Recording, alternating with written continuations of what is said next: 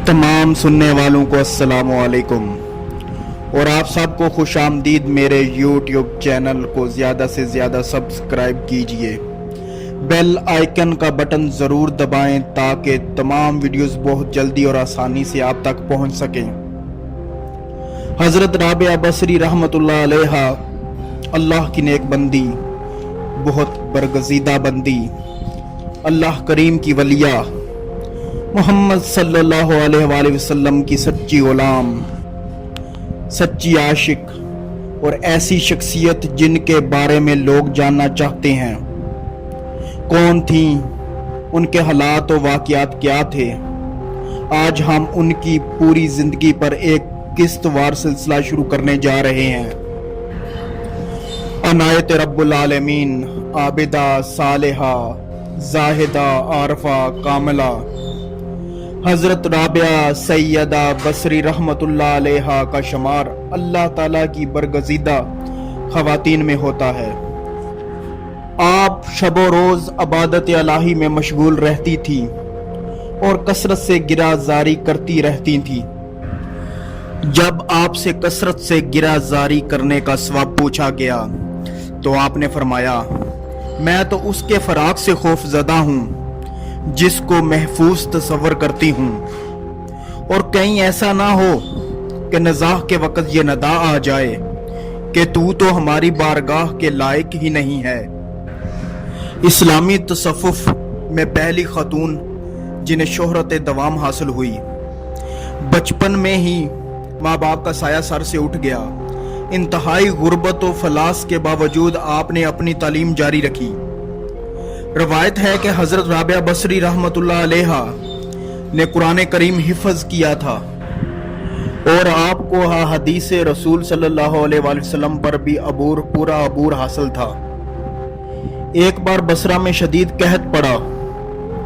भूख से मजबूर होकर रिश्तेदारों ने आपको अतीक नामी सुदागर के हाथों फरोख्त कर दिया। फिर दौरे गुलामी में आपकी रूहानियत के इसरार खुले। मशहूर है कि हज़रत इमाम हसन बसरी रहमतुल्लाह अलैह जैसे अजीम और जलील बुजुर्ग भी आपकी खिदमत में हाजिर हुआ करते थे। इंसान जल्दबाज भी है, नाशुक्रा भी और जालिम भी। बनी नूह आदम की इन ही कफियात और जज्बात को खालिक कायनात ने बड़े अजीब पहराए में बयान किया है। कभी कहा गया है कि जब हम उसे रंजो अलम देते हैं और किसी आजमाइश में मुब्तला कर देते हैं तो बार बार आसमान की तरफ देखता है और नहायत शिकस्ता गम ज़दा लहजे में कहता है कि इस पर मेरा कोई इख्तियार नहीं, ये सब तो आसमान की तरफ से है। फिर जब हम उसकी गिराजारी सुनकर उसके सर से बिलाओं को टाल देते हैं और उसे अपनी नेमतों से सरफराज कर देते हैं तो वो बतौर फख्र कहता है कि ये सब कुछ मेरे जोरों बाजू का नतीजा है। इंसान के इसी मुनाफिकाना जज्बे का नाम जुल्म है। शिकस्त और रिख्त को अल्लाह के फैसलों से ताबीर करता है और फतूहात को अपनी कोशिश और तदब्बुर का नतीजा करार देता है। नाशुक्रा इसलिए भी है कि अल्लाह की बख्शी हुई बेशुमार नेमतों को बेदरेग इस्तेमाल में लाता है, मगर देने वाले की बेमसाल फ्याजियों का एतराफ नहीं करता। गर्दश रोजो शब को महज एक इज़्तिरारी अमल समझता है कि ठंडी हवाएं चल रही हैं सो चलती ही रहेंगी, बारिश हो रही है सो होती ही रहेगी। मगर जब अचानक इस निजाम में खलल पड़ जाता है तो फिर आसमान की तरफ मुंह उठाकर चीखने लगता है, हवाएं बंद क्यों हो गईं और बारिश करम रुक क्यों गई। ऐ हवाओं के चलाने वाले हवाओं को चला और ऐ पानी के बरसाने वाले पानी बरसा।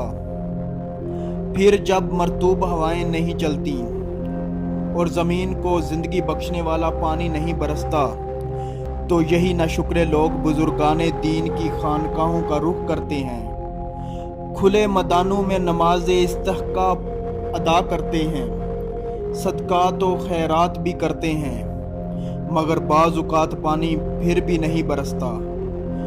گویا انسان کے گناہ اتنے زیادہ ہوتے ہیں کہ رحمت باری جوش میں نہیں آتی۔ قدرت طے کرتی ہے کہ اب ناشکر گزاروں کی اس بستی کو سزا دیے بغیر نہیں چھوڑا جائے گا۔ یہ 95 ہجری کی ایک بابرکت شب کی بات ہے کہ بصرہ کے ایک نیک سیرت شخص جناب شیخ اسماعیل رحمۃ اللہ علیہ کے گھر بیٹی کی ولادت ہوئی۔ چونکہ 3 بیٹیاں پہلے بھی موجود تھیں، اس لیے نومولود کا نام رابعہ رکھا گیا۔ اس نام رکھنے کی وجہ یہی تھی کہ حضرت رابعہ بصری رحمۃ اللہ علیہ سب بہنوں سے چھوٹی اور چوتھی بہن تھیں۔ حضرت شیخ اسماعیل رحمۃ اللہ علیہ ایک سفید پوش شخص تھے۔ گھر میں تنگ دستی کا عالم تھا۔ غربت اور حسرت کے ان دنوں میں بیٹی کی ولادت ہوئی تو حالت یہ تھی کہ گھر میں چراغ جلانے کے لیے تیل تک نہ موجود تھا، جس سے روشنی کا ہی اہتمام کر لیا جاتا۔ انہوں نے کبھی کسی کے آگے دستے سوال دراز نہ کیا تھا۔ گھر کی اس حالت کو دیکھ کر حضرت رابعہ بصری رحمۃ اللہ علیہ کی والدہ ماجدہ نے آپ کے والد ماجد سے کہا، فلاں ہمسایہ سے تھوڑا سا قرض لے لیں تاکہ ضرورت کی چیزیں لا سکیں۔ آپ کے والد ماجد نے اس بات کا اپنے دل میں عہد کر رکھا تھا کہ سوائے اللہ تعالیٰ کے کبھی کسی سے کچھ نہیں مانگیں گے، مگر چونکہ معاملہ ایسا آن پڑا تھا کہ اب اس کے سوا کوئی چارہ دکھائی نہیں دیا کہ کسی سے قرض لیا جائے۔ چنانچہ بادل ناخواستہ نصف شب کے وقت گھر سے نکلے اور ہمسایہ کا دروازہ کھٹکھٹایا۔ ہمسایہ گہری نیند میں سویا ہوا تھا، اس لیے اندر سے کوئی جواب نہ آیا۔